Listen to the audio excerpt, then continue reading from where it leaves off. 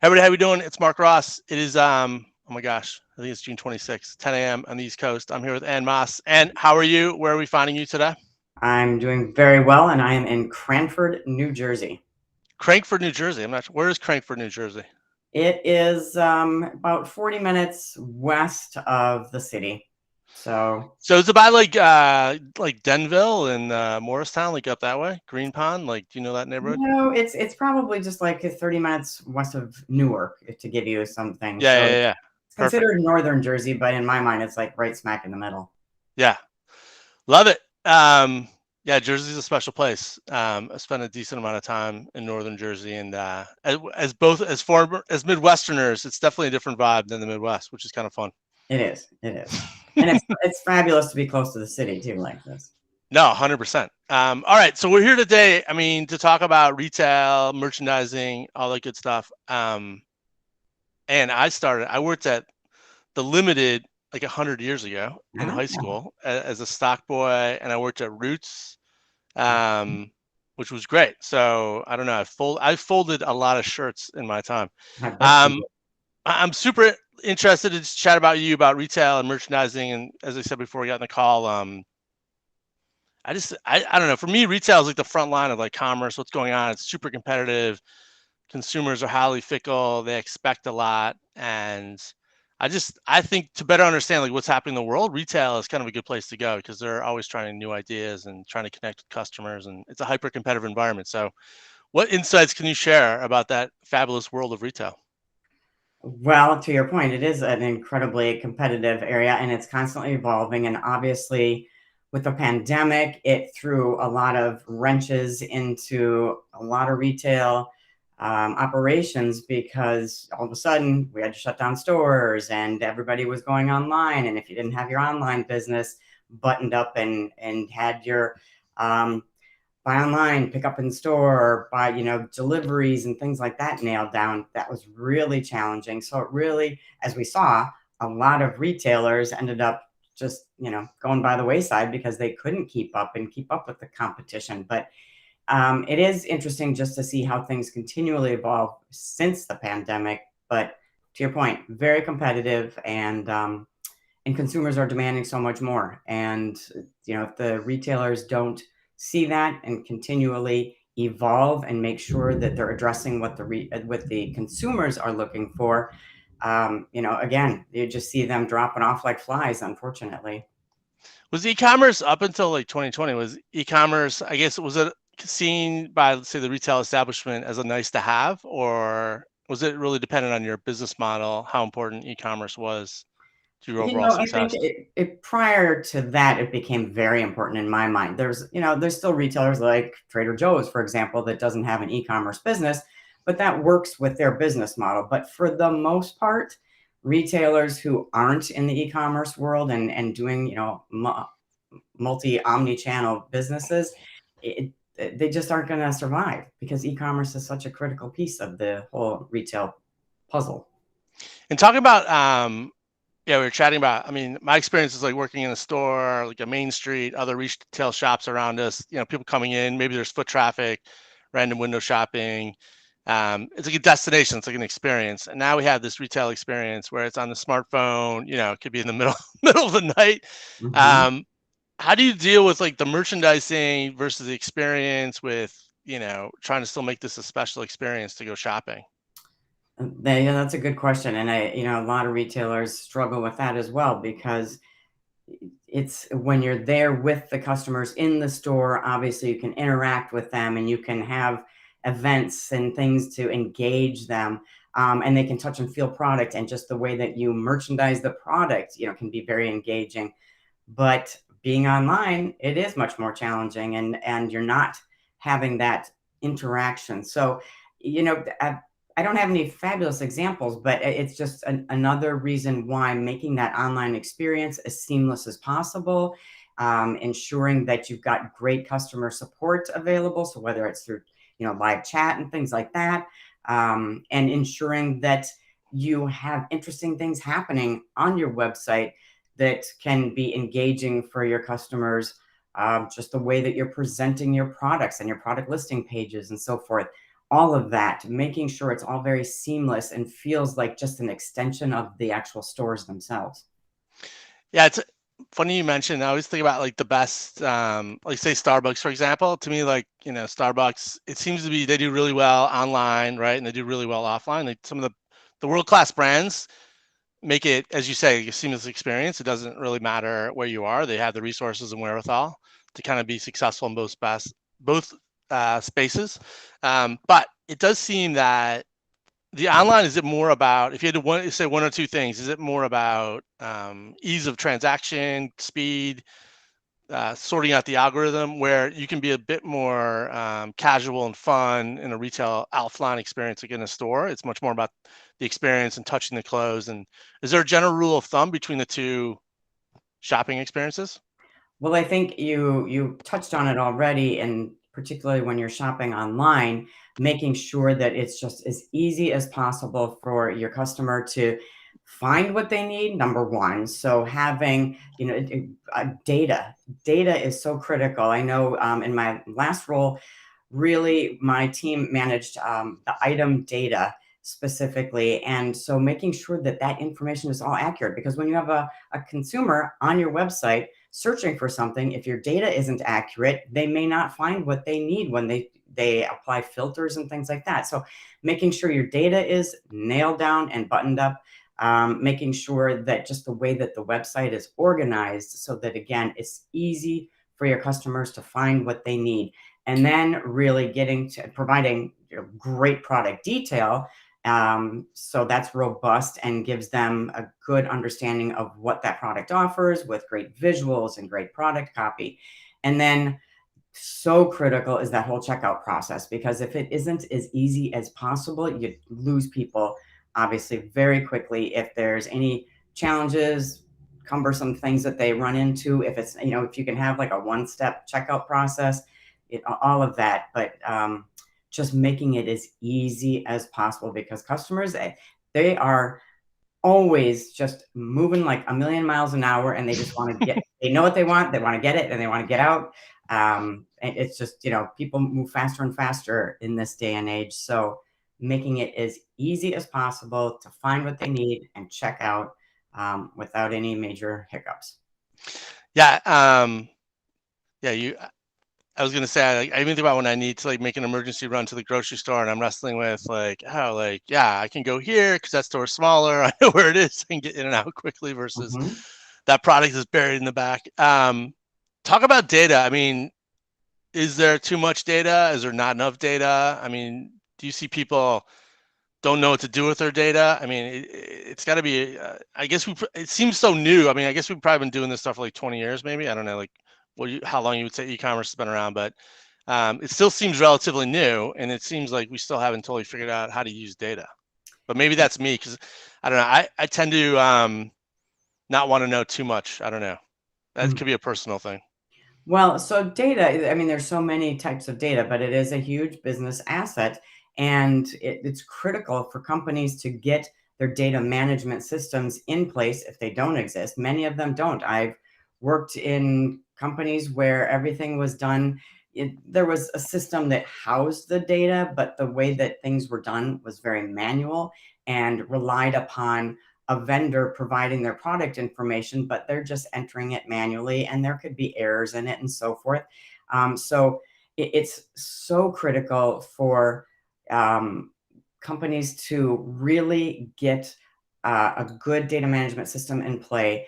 And then, there's, like I said, so many different types of data. So you talk about, one thing is your product data, which, as I mentioned earlier, if that's not accurate, customers aren't going to find what they need on the website. Or if they do, they may get, they may order something, and it turns out that they ordered something that they thought was 10 inches, and it turns out it's 20 inches because somebody accidentally input the wrong number when they were entering the product data. So having ways to automate that through machine learning and through AI is something that's really important.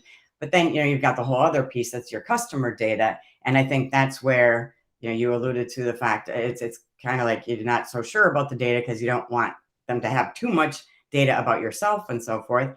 But that's something where, AI also can start really pulling in even more of that customer data, even above and beyond what the customer provides, for example, when they create an account on an e-commerce site so that they can just, easily go and check out in the future, or they, you have your Amazon account and things like that. But just data management in general, so many companies I don't think are really focusing on it and realizing how important and critical it is to be able to manage your business effectively. If you don't have accurate data, you're not going to be, when you're pulling reporting, you're not going to be necessarily analyzing your business accurately because the information isn't necessarily correct. So those are just simple little examples, but there are so many ways that data, or more importantly, inaccurate data, can have a negative impact on business. Is there data that you care about more than others? Just you as a professional in the space, and then can you also talk about do you check daily, hourly, weekly, or just is there any kind of rule of thumb, or are there certain touch points where you're like, these are 5 things I care about and I want them on this cadence?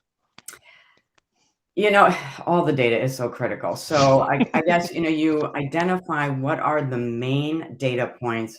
As a company starting out, if they're just starting to evaluate their data and putting in a data management system, it's a matter of identifying what are those key data attributes. Again, I'll go back to items, products. So item data, what are those key attributes that, man, we better get this right. If we don't get it right, we're, epically failing. So, Right. each company is going to be different depending upon the type of business that they're in, but identifying those key data points, making sure that they've got those, checks and balances in place to make sure that those are accurate, and then plans to be able to cleanse the data if they're finding inaccuracies. And again, the cadence to do that will vary depending upon the business. There's daily, monthly, annual types of activities that can be performed, but really it's just getting a start and making that happen is most important. Talking about like products and merchandising and this idea of like the hero product, or having like 4 or 5, like these are must-have products that we sell a lot of, versus kind of exploring and bringing in other stuff to see if customers want to buy that. Can you talk about the process, how companies wrestle with just the retail merchandising experience? Well, I think, it's depending on the business that the retailer is in. Um, you certainly, of course, know, just based on your sales data and so forth, what are your key selling items. So really focusing on those, but then it's always good to be bringing in new and different product and testing and seeing how they go. So you may, get things in quick and test them. And if they're performing well, then you're going to take and do things to elaborate on those products. Even I think back to my most recent company, we would really, for the key items and key categories, going back to the whole data piece, making sure that the product data for those key categories and so forth was really buttoned up. So we had special projects that we would do that were cleansing the data specifically for those key categories. And then, when we bring in things for other categories, maybe the data wasn't as robust, but we test it and see how things are going. And then if we see, okay, this is taking off, then it's like, all right, now we need to really focus on this category and the data that we have for that to ensure that it's really robust, because we want to ramp up this product category since it was successful during the test. Hopefully that answered your question somewhat. Yeah, no, I'm curious about the testing process because is it? I guess my assumption is that there's like specific tests that are run, but then are there experimental tests, or are there random, almost like secret shopper tests where you're making sure that the data you're getting is correct? Or you've alluded to people inputting like the right data, or if a shirt is blue and it gets entered as brown, like some kind of fat finger problem. Mhm. Is that part of the experimental process too, or the testing process? These kind of different. There must be different tests, I guess. That's a long way of asking. Are there different tests? Certainly, there are different tests. I've not personally done any testing specifically around the data itself, other than just constantly monitoring and evaluating the data. But the testing more was about testing the product and the viability of it, and not so much testing specifically to validate the data. When you go on a retail experience yourself as a consumer, can you tell pretty quickly this is a good experience or bad experience? Just as a professional data or system optimizer, are you just like, oh, they're making some bad mistakes here? Yeah, in store, it's not as easy to tell about the data, but certainly on websites, by all means, because it just goes back to the filtering aspect. If I start filtering and looking for a specific product and say, okay, I only want blue or I only want, the red ones. So I filter to those. And the results, I'll see that prior to filtering, I saw significantly more blue things than showed up in my actual results when I filtered to blue only. Actually, I see that.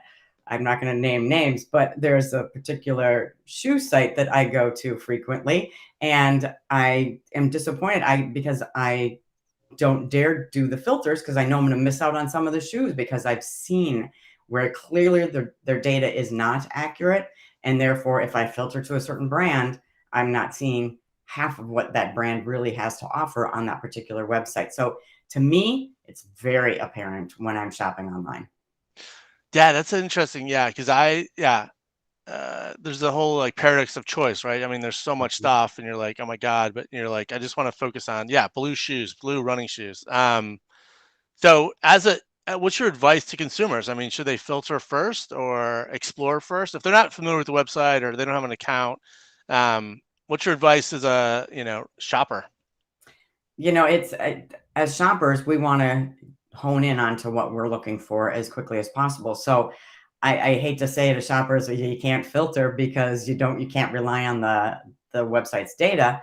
However, I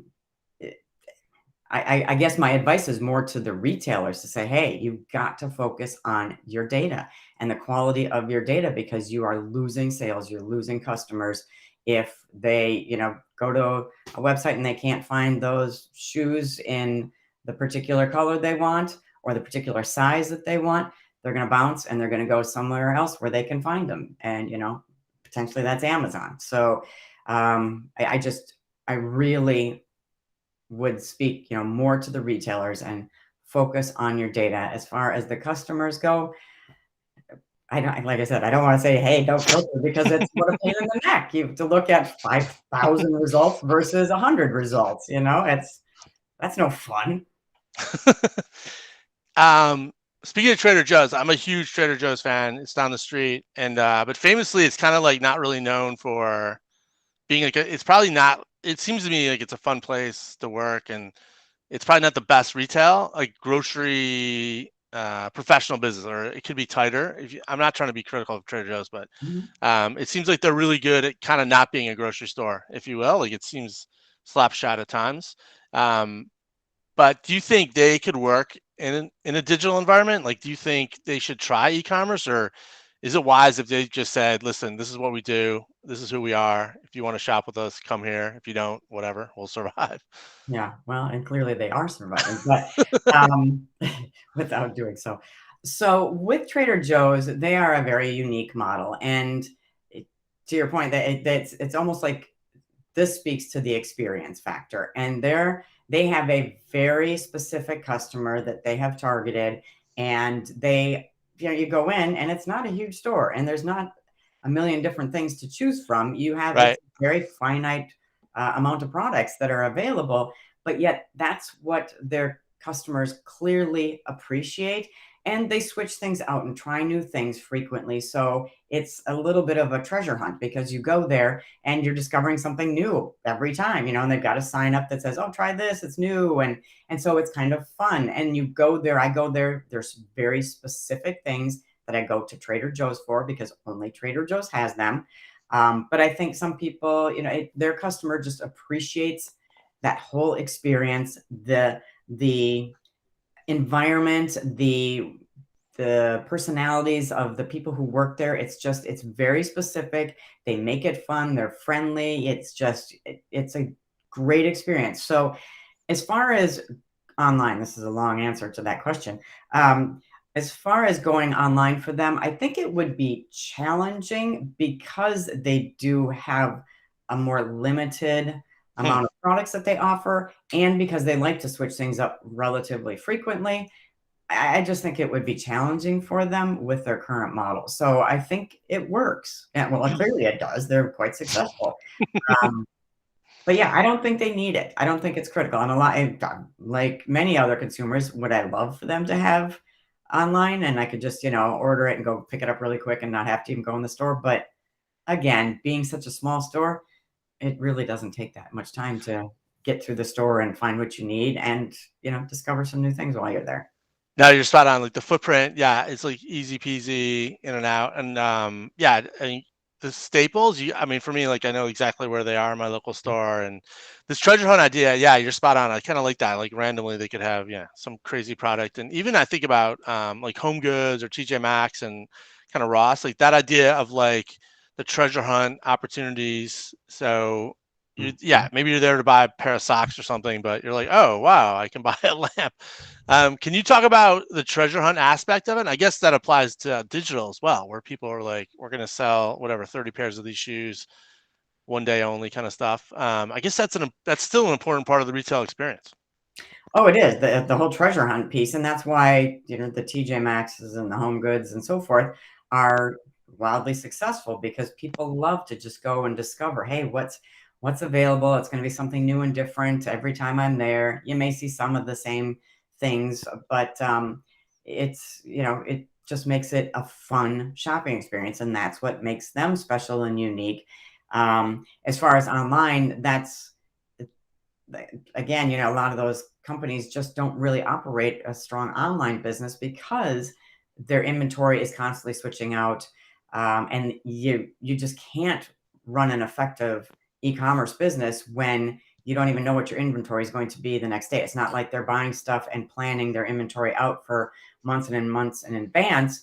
They are, just getting what is available and offering it at a really good price.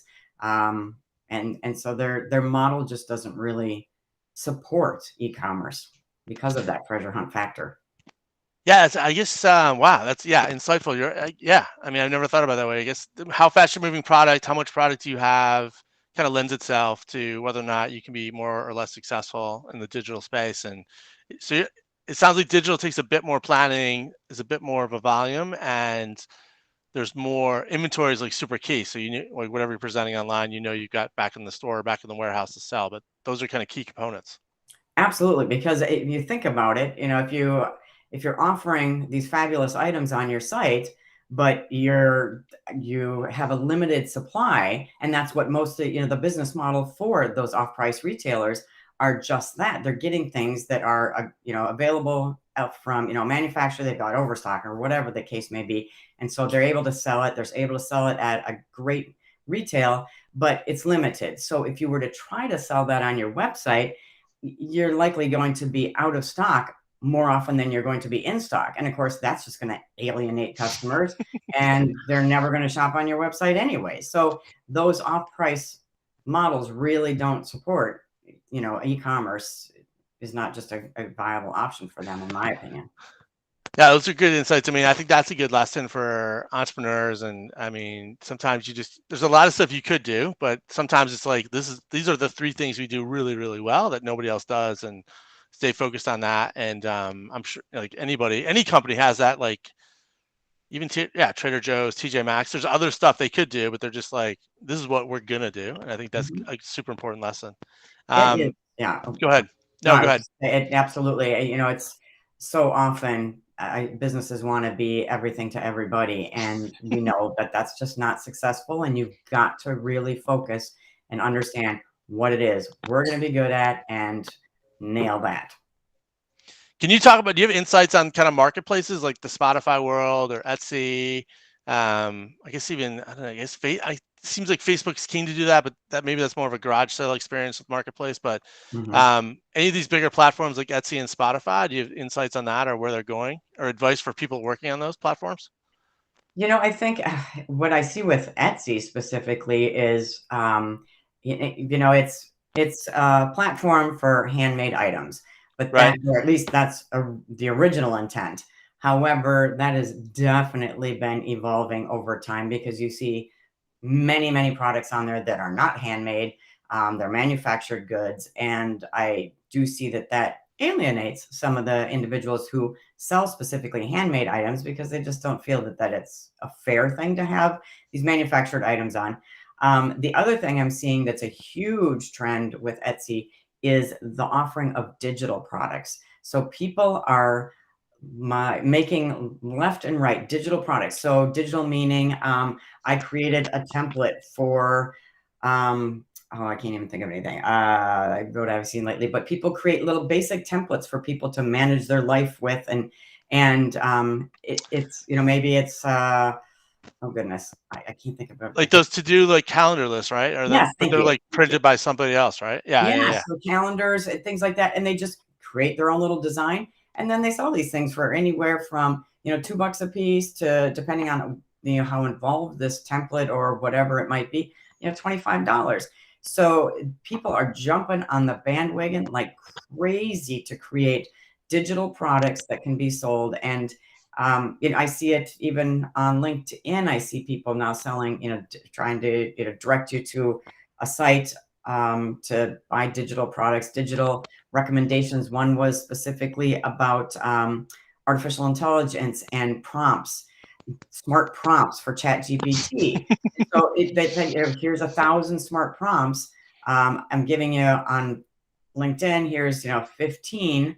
Now, if you would like 1,000, you can go to this site. And I went to see because I was quite curious, and it was $25 to get those 1,000. Now, I would venture to say that a fair amount of people who will rely on Chat GPT for things may say, hey, that's well worth the $25. And this individual will probably make a small fortune selling that digital piece. So that's the thing that I see significant. That and the print on demand on Etsy, that and elsewhere as well, is a huge market. So people are designing, fun little designs or sayings and so forth, and they're putting them on t-shirts, or putting them on mugs, they're putting them on any product you can dream up that can just easily have some sort of a logo or a fun design or something on it. That is a huge business too for people on those types of marketplace platforms.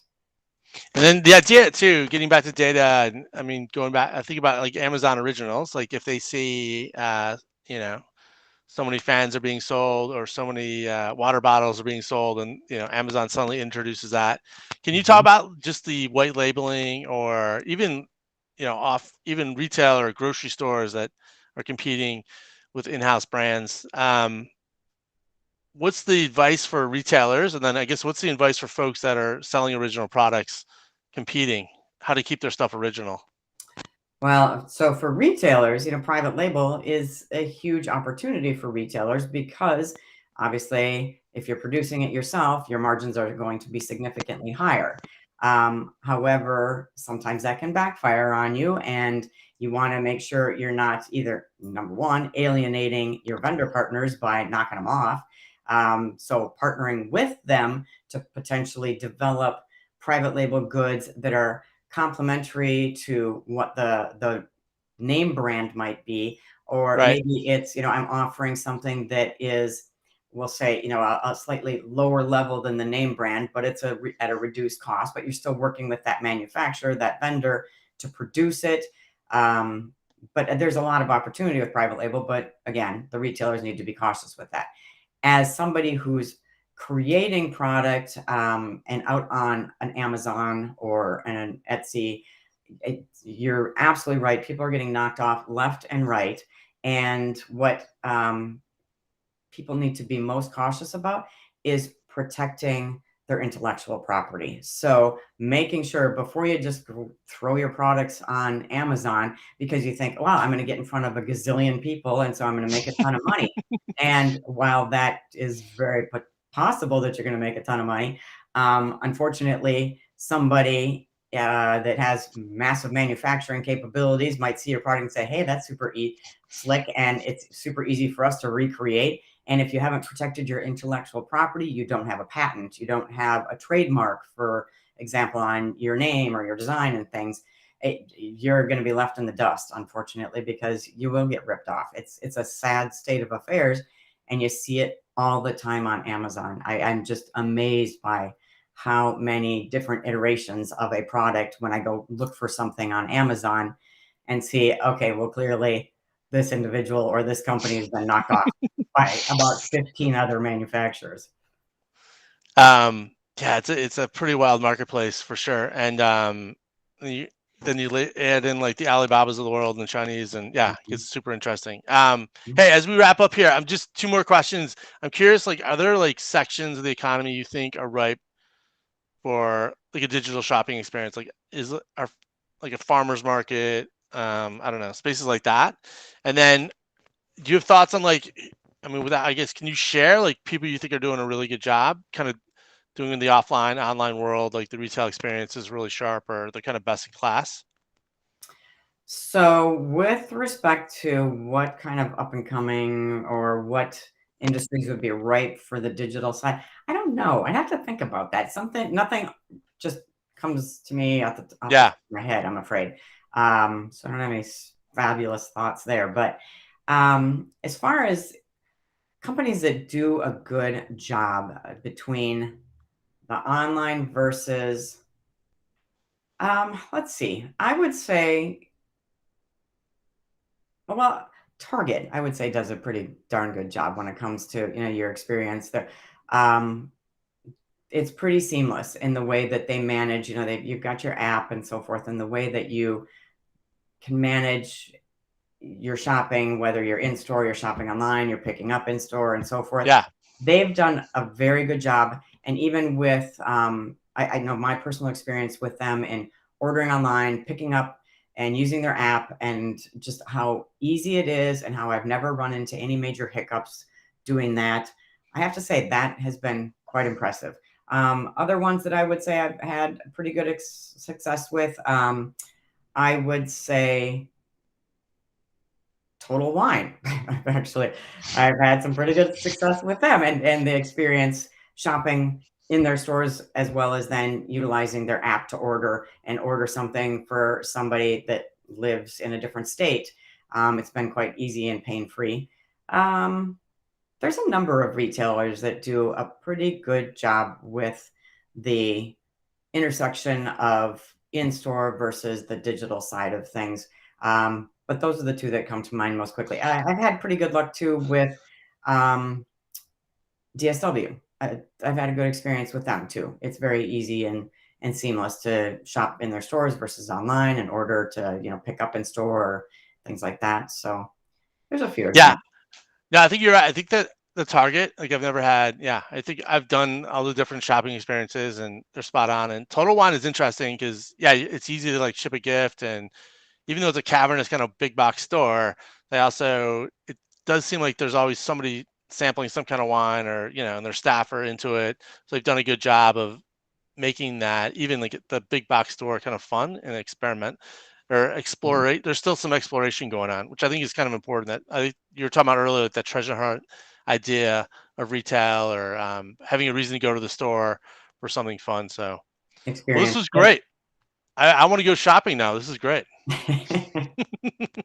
Well, now you're going to go onto websites and you're going to start filtering and then unfilter and see, do a little experimenting and see, okay, am I seeing, again, way more blue before I was filtering to specifically blue product. But yeah, just again, going back to that whole data piece and how critical it is to have accurate data, whether it's your product data, consumer data, whatever the case may be. But that's so important. Yeah, no, me personally, when I go, I find like I'm much more kind of random shopper when I'm like in the physical space. Whereas like if I go online myself, I'm much more intentional, and I tend to like filter stuff right away. And but it never dawned on me that like it never dawned on me the filtering might not be that good, or it might not be completely accurate. I might be missing stuff. You might be missing out. The thing that you absolutely wanted, they may have had, but you may have never seen it because you filtered. It's sad. It's Oh my unfortunate. gosh, this is great. And Mass, thank you so much for making the time. Absolutely. It was a pleasure chatting with you, Mark.